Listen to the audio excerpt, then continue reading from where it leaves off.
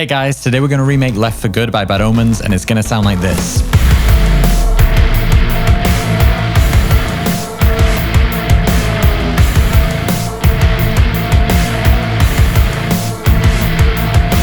So a few months ago, I remade Like a Villain, which was super fun, and as soon as these guys finally started dropping new music again, I knew I was going to have to do another one. And this track is definitely the one to do. It has insane production, insane synth sounds like nothing I've ever heard before, huge guitar tones like nothing I've ever heard before, super creative industrial drum sounds. Everything about this track just sounds huge. This band is on top of their game, so let's get into it. But before we jump in, if you guys want to dive as deep as possible on production, mixing, and mastering, you can check out my Modern Metal Pro course. It's like an 8-hour version of one of these videos that covers every step in the entire process of making a modern metal banger, so you can check that out in the description. But with that being said, let's get into the track. And I want to start with those synth sounds in the intro. There's quite a few different ones going on, and we're going to start with just this kind of pulse. So for this, I'm of course using Vital, and I'm basically using sine waves. And I have this LFO moving a low pass filter and also affecting the volume of every oscillator, so you can see this just pulsing in and out constantly. I'm just playing an A note here, and that's all we need. The song is in A, so we just need that note to kind of set the tone. Tempo's 85. Let's do it.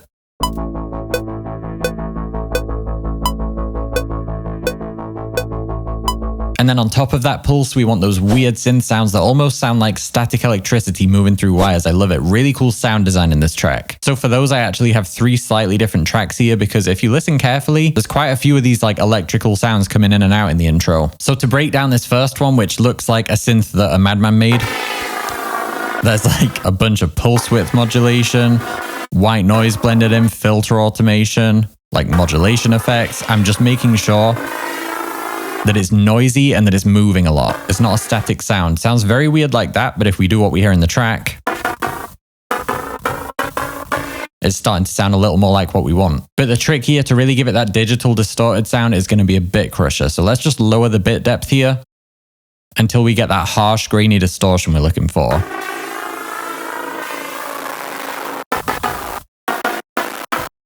And because we have a couple more sounds to add, I'm just going to program in the first 3 notes with this one.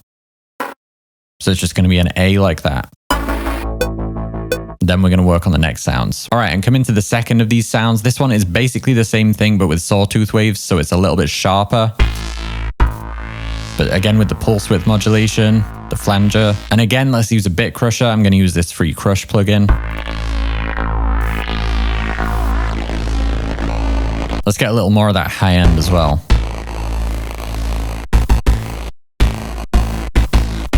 All right, and this one is going to be for the second half of the bar.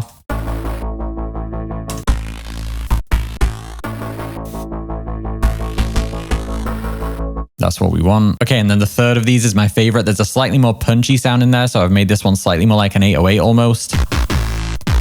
And this one has no bit crushing, just some distortion and a lot of pulse width modulation to kind of get that grainy sound in the wave as it breaks up. So this one's just going to add a little more punch.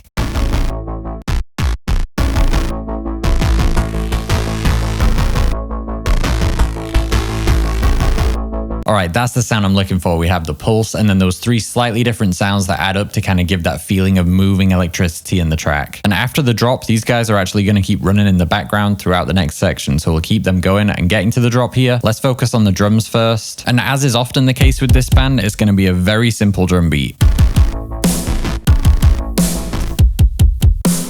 This just follows the riff, holds down the groove. These guys can keep it so simple because their production is always like, I feel like the production is the main instrument in this band. So like they don't need to show off. They can just like write the simplest, impactful ideas and make them sound huge.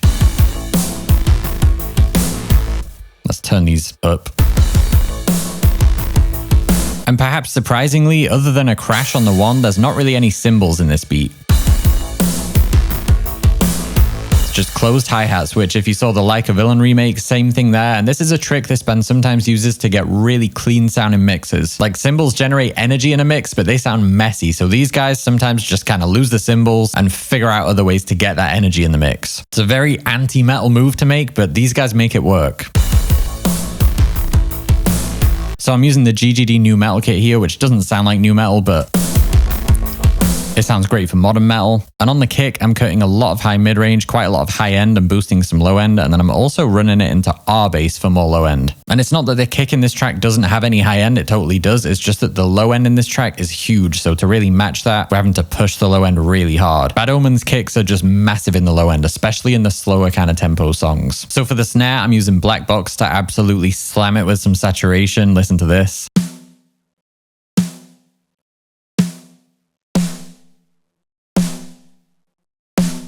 After that, I want to really boost the top end. We could use EQ, but I'm going to go for fresh air as usual.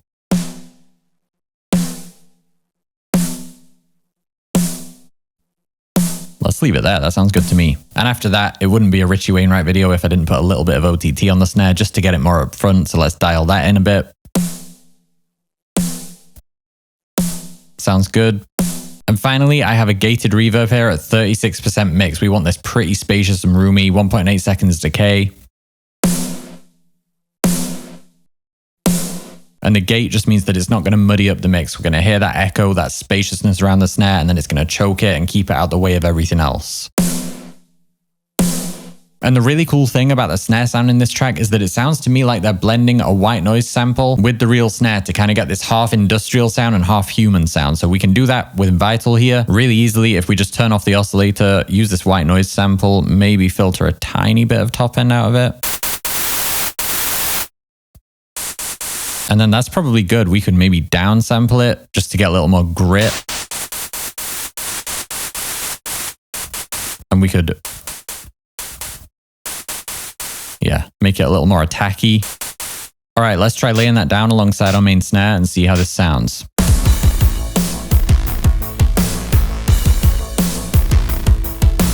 And again, similar to Like a Villain, I feel like in this track I'm hearing a little bit of 8th note movement with some like electronic drums. So I'm going to use this EDM kit by UJam for some snappy hi-hats.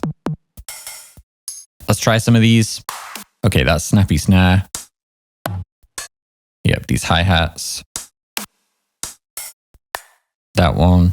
I'm just looking for those little snappy textures we can add in to make it sound a little more electronic. See if you can hear these in the mix.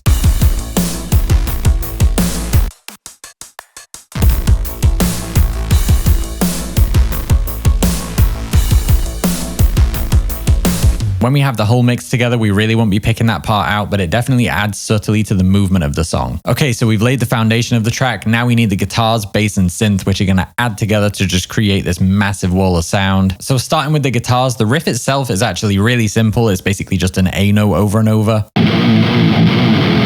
But again, the tone is what makes this riff sound huge. So to get that sound, I'm going to quad track here, and I'm also splitting the tone into like a low guitar tone and a high tone, both on the left and right, so adding up to 4 in total. And the first key to getting the tone in this track is going to be to use single coil pickups. If you saw my Loathe Thornhill tone tutorial, it's kind of a similar tone to that, and it really sounds to me like single coils or P90s. There's an attack in the notes that you only really hear from singles, so I have the coil split engaged here on my Schecter. And for everything, we're going to be using Archetype Gojira. First off, we want some heavy octaving on this tone. So I'm going to put this down an octave and blend it up to where we want it.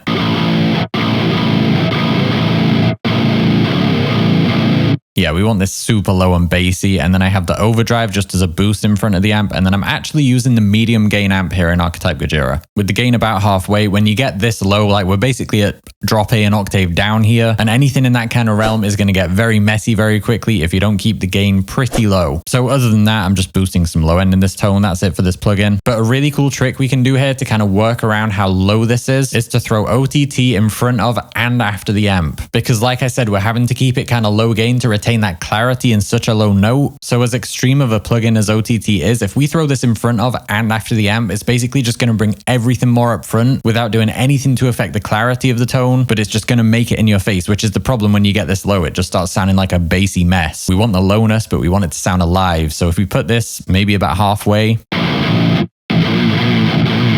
that actually helps the clarity of our tone because it brings all that string noise right up front. So then with putting it after the amp, we want to be probably more gentle, maybe around 30%. And I might want to compress the mids a bit more to get them a bit more up front.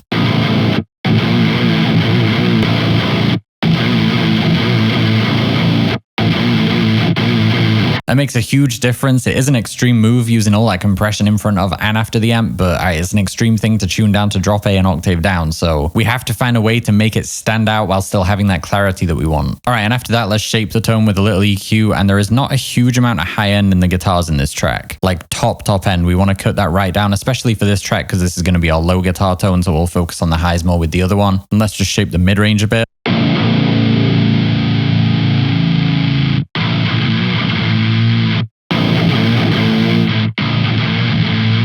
As much as that kind of sounds like we're killing the tone, this is what we need this one to be to just carry that low end rumble in the guitars. So I'm going to put that over on the left and we have one on the right. Let's get it laid down.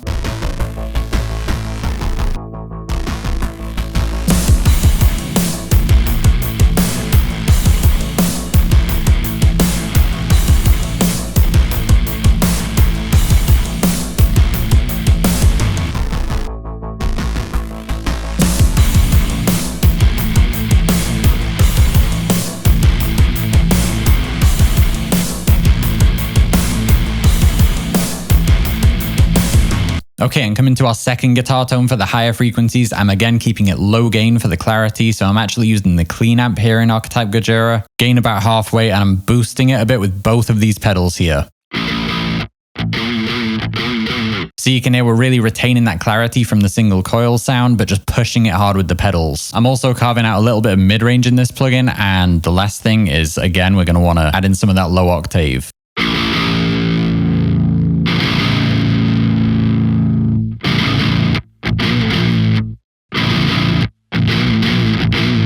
And in front of that, we're going to use the Dr. Drive pedal, which is an emulation of the Precision Drive, because this attack knob is just the best thing in the world for tight in an upper tone. And again, for going this low, it needs to be tight.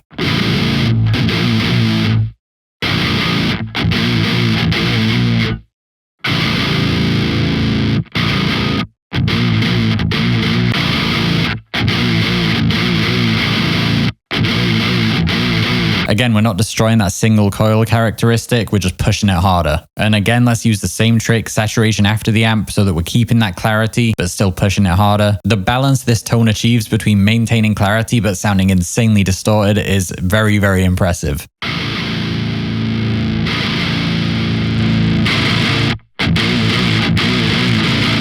Yeah, that sounds cool. Let's bring down the mix, bring down the output a bit.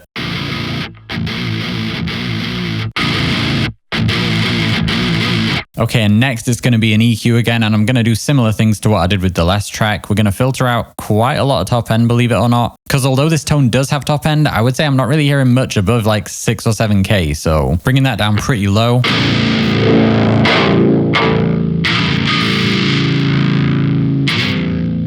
And maybe just a slight bit of a high shelf as well to bring in more of that fizz. All right, so let's get our second guitar tone laid down on the left and right.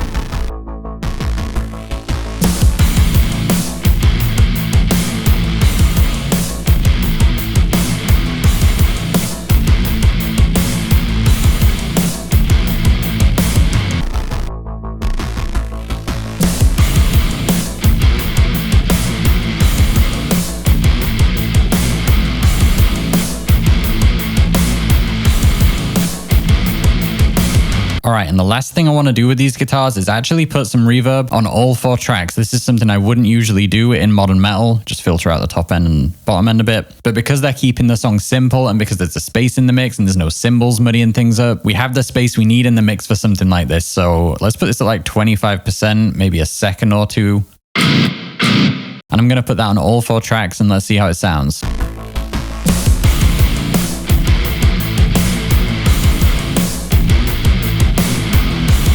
It's still kind of subtle at 25%, but it tells your brain that these guitars are just huge. Okay, so that's our insane huge guitar tone done. Now we need to support that with some bass guitar and synths. All right, so coming to the bass guitar, it's going to be a fairly standard modern metal bass tone. You can hear this growling away under the guitars. Let's get it laid down first.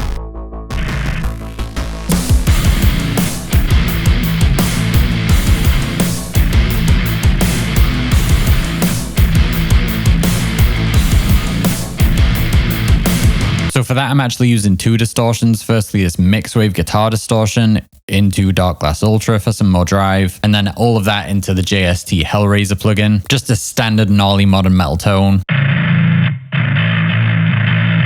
Next, we of course need some huge synth sounds to give it that modern cinematic electronic sound we hear in Bad Omens music. So first we have a couple that are just going to lock right in with the guitar and bass tone and make it just sound like a bigger wall of guitars. So this is my guitar synth preset from my Mick Gordon video, which I'm running into the free Audiority L12X amp. Like without the guitar amp, it's still a cool sound, but running it through this means this is going to blend right in with the guitars while still having the fullness that only a synth can have. So pairing this with our guitar is just going to sound huge. And we want a nice quick pitch bend on this like that. So that sound is mainly about the mid-range fullness and distortion that it adds to the guitars. This next one is going to be all about that extreme low end. I'm just going to copy the MIDI here and put it on this next track. And this is a kind of crazy sound. So I started by like mangling up some sawtooth waves, ran that into a linear fold distortion, ran that into decapitator, EQ'd and filtered that a bunch like crazy. And then I bit crushed it to get a little bit of that nasty top end so it's not just pure bass. So that sounds like this.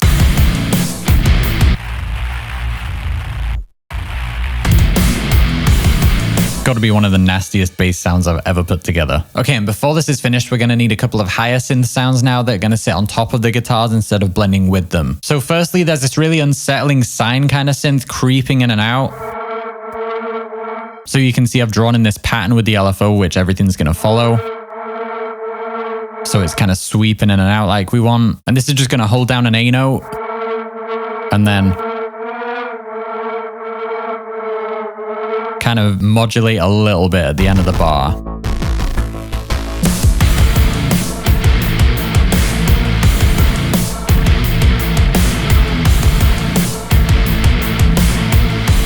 Okay, and the last synth sound here, which I really love, and it's actually kind of a simple one for once. It's got a few effects, but it's basically a square wave.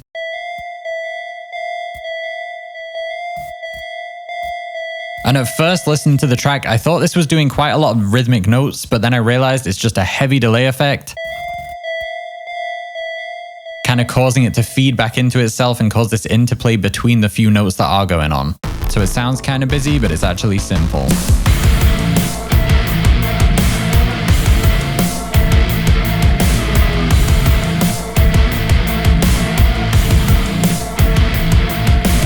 Okay, a couple of finishing touches and then we're done. We're going to need some kind of explosion and a bass drop of some kind on the drop. Let's try these two. Huge. Okay, and finally in the second bar, there's like this reverse snare kind of sound that comes in. So what I'm going to do is just go ahead and solo the snare. And let's just bounce this out as a new piece of audio. All right, so here it is. And then we want to put it here. Let's reverse it. And then I'm going to cut it a little and swell the volume like this.